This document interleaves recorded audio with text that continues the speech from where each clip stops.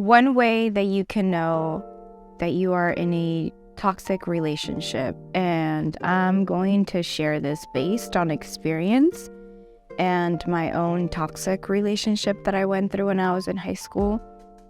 But the number one way to know if you're in a toxic relationship is that you are genuinely not happy every single day.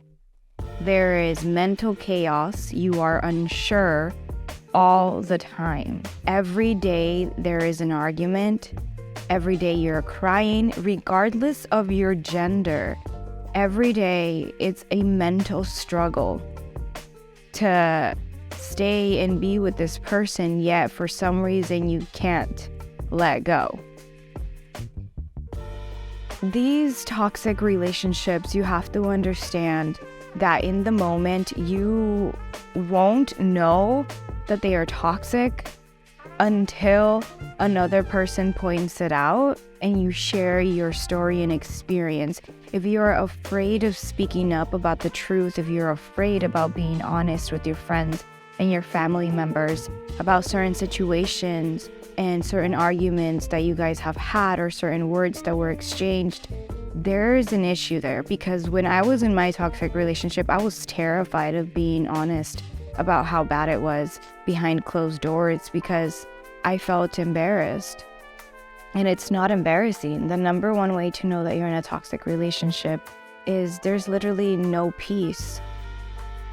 Every single day it's something different. And you wake up thinking, I hope today we can have a good day. And an argument may arise out of the littlest thing. Any little thing turns into an argument, and an argument that is always blown out of proportion with either escalated screaming or escalated talking to each other. Words are exchanged, hurtful words. This is how you know that it is a toxic environment, if it's happening every single day and it's just a reoccurrence. Because it's normal to argue in a relationship, and it's normal to have disagreements. It's not normal for them to happen every single day and for you to have no peace. Ultimately, in a relationship, we should feel peaceful, and it shouldn't be a constant battle with our hearts or minds. Sometimes we might be confused. Do we like this person? Do they not? And if you're questioning whether this person loves you, then the answer is no, because someone that truly loves you will do anything and show you that they love you. You will know that they love you. The second way to know that you are in a toxic relationship is there is no empathy from the other person. They don't care about your emotions. They don't care about how you feel.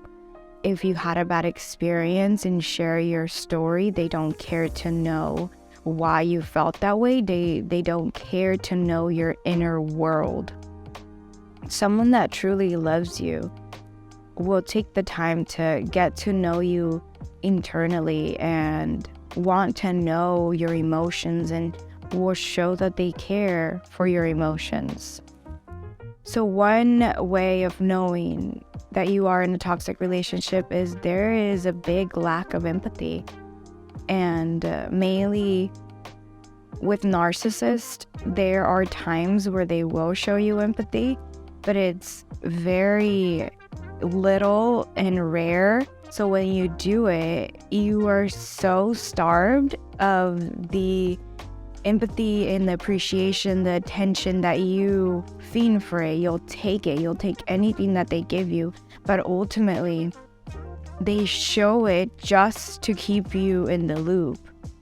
And they'll do it and then not do it again for weeks, which makes you want it even more and crave it more. So one big way of knowing that you are in a toxic relationship is the lack of empathy, because not only in a romantic connection, but in a connection human to human, we should have empathy for other people. if the person that you are with is not able to care or show that they care for your emotions and to show that they care about your experience in their relationship and in the connection, then you don't need it. And I also want to say that the word toxic in the 21st century has been tossed around so much and almost lost its meaning. We have used it a lot. Not everything is necessarily toxic. I understand that. And I almost hate using the word toxic, but there's no other way to describe these kind of relationships. They've become so normalized by all of us that everyone thinks that it's kind of cool to have a little bit of toxicity in a connection, that it's cool to be crazy in that way about a person, to be controlling, to act out, to, just to be toxic in that way. And it's not. We shouldn't normalize it because it's something that it's happening and we need to work on it. We need to work on our connections. We need to work on building healthy romantic connections because we all crave romantic connections. And we should learn how to have them in a healthy way and keep them. The last way that you may know that you are experiencing and going through a toxic situation with someone is physical abuse. There is absolutely no excuse for physical abuse. Pushing, shoving, grabbing, any kind of hurtful comments or jokes. I know it's not physical abuse, but it is mental. So I'm just going to say abuse for this last one in general. Intentional insults and disrespect are absolutely not acceptable. Any kind of physical, intentional abuse is not okay, and it is toxic. And there's no excuse for it. It's not like, oh, I'm sorry, he was drunk, he apologized. It's not okay. Or I'm sorry, because girls do it too. She was drunk, she hit me. I've heard of stories of both men and women both hitting their partners, and it's never okay. If you're in a connection where this person is bringing up those feelings of such deep anger, then you shouldn't be with them. I feel like in a romantic connection, what we should aspire to do is to bring out the best in each other, not these feelings that cause you to want to beat somebody up. That is not healthy. 3 ways to know that you are in a toxic situation, whether you are a male, female, whatever you identify as in a connection. These are things that are not acceptable at all. You shouldn't make excuses for the other person. I know it's really hard to let go. It's really hard to see it. But if you have family, if you have friends that are there to support you and that have been telling you that this is not a healthy situation for you, then you should listen. Because I'm going to tell you that the only reason I was able to get out of my toxic situation was because my family almost never gave up on me. But when they did, I noticed that I was all alone and that I did not like it. Like, the situation that I was in was so bad. And I've experienced physical abuse. I'm going to tell you guys this right now. The playful stuff sometimes can turn into physical abuse, and they can turn it into a story or make you believe that it's okay, but it's still not okay. So this man that I was dating would box me, like physically, like would put on gloves and pretend to fight me. And I thought it was a joke. I thought we were just playing, but in one of those fights, he accidentally hit me too hard. And now that I think back at it, that is really messed up and it's not okay. As a man, knowing that you are stronger, why would you ever do that, with your significant other if you love them. He accidentally hit me really hard and gave me a black eye.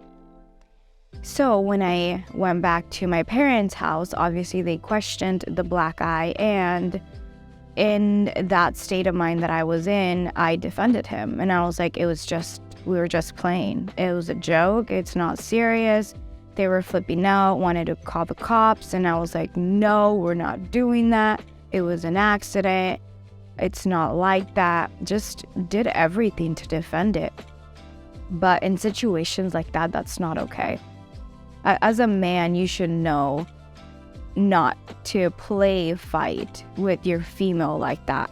The shoving, I have seen like just playful shoving and stuff like that. If you love this person, you would not be doing something like that to hurt them.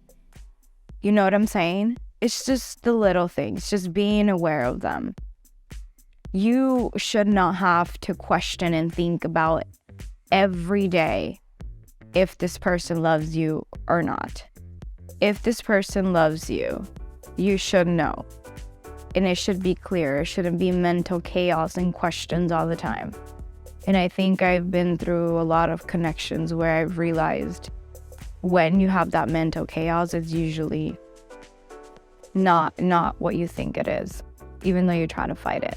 So, thank you so much for watching, my lovelies.